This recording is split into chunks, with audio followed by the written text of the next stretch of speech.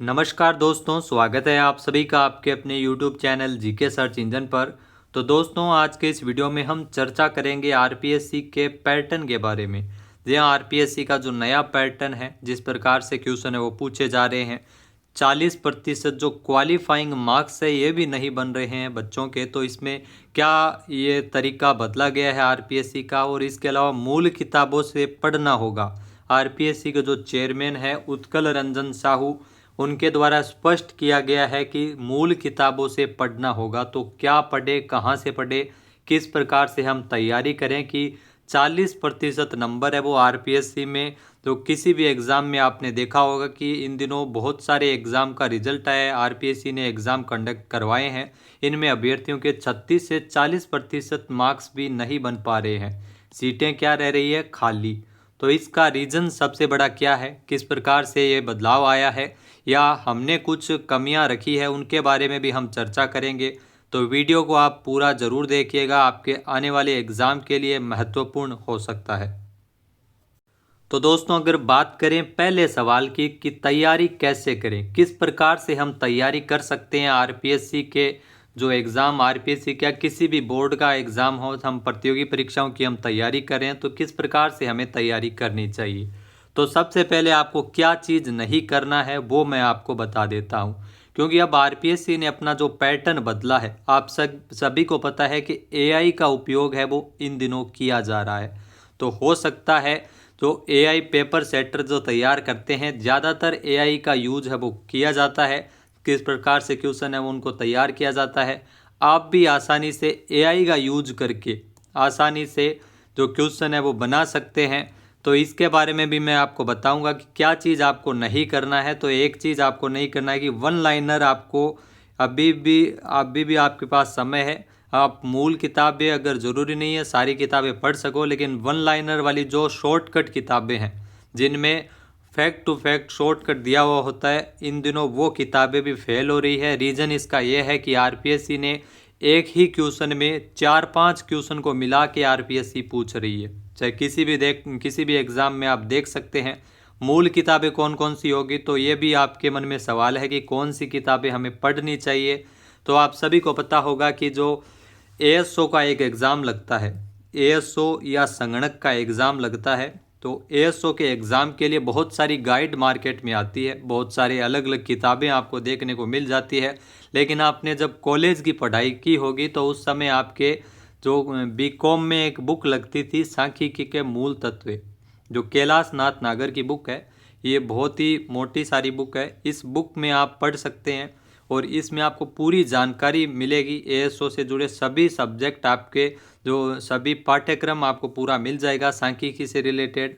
और इसमें आपको पूरे प्रैक्टिस सेट भी मिलेंगे। कॉलेज में आपने ज़रूर इसमें पूरा इसको नहीं पढ़ा होगा, खाली एग्ज़ाम पास करने की दृष्टि से पढ़ा होगा। लेकिन अब यही किताब आपके लिए महत्वपूर्ण है, क्योंकि यहाँ से पूरी जानकारी आपको एएसओ या कंप्यूटर या किसी का भी एग्ज़ाम हो उसमें मिल जाती है। तो राजस्थान हिंदी ग्रंथ अकादमी की आप पुस्तक है वो पढ़ सकते हैं, मूल किताबों में पढ़ी जा सकती है। बाकी सारी किताबें पढ़ना पॉसिबल नहीं है, क्योंकि बहुत सारी मूल किताबें तो कॉलेज में बहुत सारी किताबें लगती है। लेकिन कुल मिला के बात यह है कि अगर आप तैयारी कर रहे हो, नौकरी लगने की तैयारी कर रहे हो, अपना पूरा साल 2 साल आप दे रहे हो किसी एग्ज़ाम को क्लियर करने में, तो इसमें आपको कॉलेज की किताबें पढ़ने में हर्ज ही क्या है। जो आपके कॉलेज या यूनिवर्सिटी, यूजी पीजी में जो भी किताबें लगती है उस सब्जेक्ट से रिलेटेड आप किताब लेके आ सकते हैं। जैसे पॉलिटी की अगर बात करें तो पॉलिटी के पीछे जो एग्ज़ाम हुआ था उसमें 40% भी मार्क्स नहीं आए थे। तो आरपीएससी के जो अध्यक्ष हैं उनका यही कहना है कि सिलेबस से बाहर कुछ दिया गया नहीं है, वही दिया गया जो आपने कॉलेजों में पढ़ा है। कॉलेजों में सही से नहीं पढ़ा है तो आपको पुनः इसमें प्रयास करना चाहिए। तो हिंदी ग्रंथ अकादमी की जो पुस्तकें हैं, जैसे हरिमोहन सक्सेना की बुक है राजस्थान का भूगोल, उससे आप पढ़ सकते हैं। इसमें जो कुछ भी चेंज हुए वो अपने अनुसार नोट्स बना सकते हैं। इसके अलावा जो प्रशासनिक राज व्यवस्था है जनक सिंह मीणा की, ये भी राजस्थान हिंदी ग्रंथ अकादमी की पुस्तक है। इतिहास और कला संस्कृति की भी पुस्तक आती है, तो ये आप आसानी से ला सकते हैं मार्केट से। और गाइड के स्थान पर आपको इनको प्रेफर करना अनिवार्य है, क्योंकि गाइड में आप सभी को पता है पूरी जानकारी नहीं होती है। गाइड इसीलिए बनाई जाती है कि आपको सारांश मिल सके, कि इसमें आपको एक तो सिलेबस देखने को मिल जाता है गाइड में कि कितना क्या कुछ सिलेबस दे रखा है। तो सारांश आपको वहाँ से मिल जाता है। अगर आपको रियल में किसी प्रकार की तैयारी करनी है, अगर आपको पास होना है, तो किसी भी गाइड या ऑनलाइन कोर्स के बजाय आप जो ओरिजिनल किताबें हैं जहाँ से क्वेश्चन वास्तव में पेपर सेटर तैयार करते हैं, उन किताबों को आपको प्राथमिकता देनी होगी। जैसे एम लक्ष्मीकांत की भारत की राज्य व्यवस्था की बुक है, इसको आप अपने हिसाब से नोट्स बनाइए, अपने हिसाब से आप इसमें तैयारी है वो कर सकते हैं।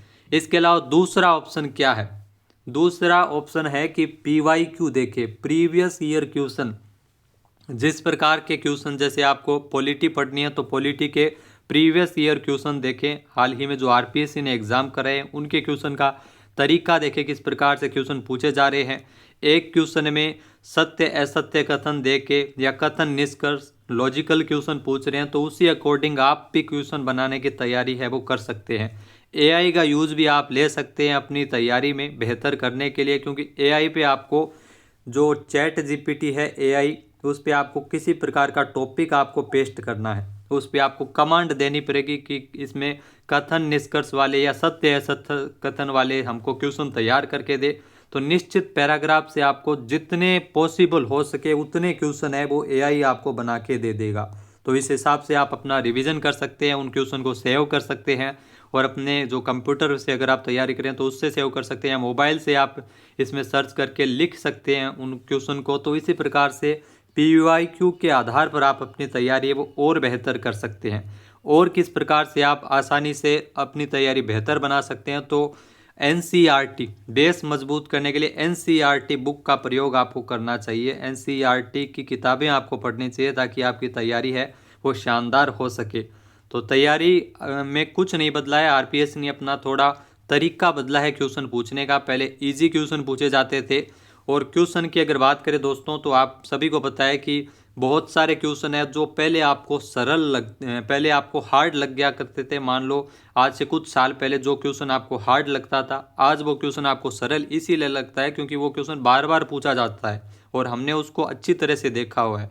तो RPSC यही कर रही है कि जो नए क्वेश्चन है, जो 5 से 10% जो क्वेश्चन नए पूछे जा रहे हैं, उनमें थोड़ा लॉजिकल क्वेश्चन पूछे जा रहे हैं। बाकी अगर करंट अफेयर्स का काफ़ी अहम योगदान रहता है किसी भी एग्ज़ाम में, तो करंट अफेयर्स यानी करंट अफेयर्स की अगर बात करें तो करंट अफेयर्स से भी बहुत सारे क्वेश्चन मैंने एनालाइज किए हैं कि RPSC इन दिनों उन करंट अफेयर्स को टारगेट कर रही है जो मतलब यूं कह सकते हैं कि मतलब एक क्वेश्चन में आपको 5-5 क्वेश्चन मिला के आपको देखने को मिल जाएंगे। तो 5 क्वेश्चन का क्वेश्चन पूछने का तरीका इस प्रकार से हो गया कि आपको डिस्क्रिप्शन यानी पूरी क्वेश्चन की व्याख्या आपको ध्यान में रखनी होती है, क्योंकि कहाँ से भी कुछ भी क्वेश्चन पूछा जा सकता है, इसके बारे में हमें पता नहीं होता है, अंदाज़ा नहीं होता है।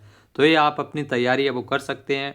जो मूल किताबों से पढ़ने की बात हुई है, तो इस प्रकार की किताबें जैसा मैंने अभी बताया वो आप लेके आ सकते हैं। दी गई जानकारी आपको कैसी लगी कमेंट करके ज़रूर बताइएगा। उम्मीद है आपको पसंद आया होगा वीडियो। जय हिंद, जय भारत, जय राजस्थान।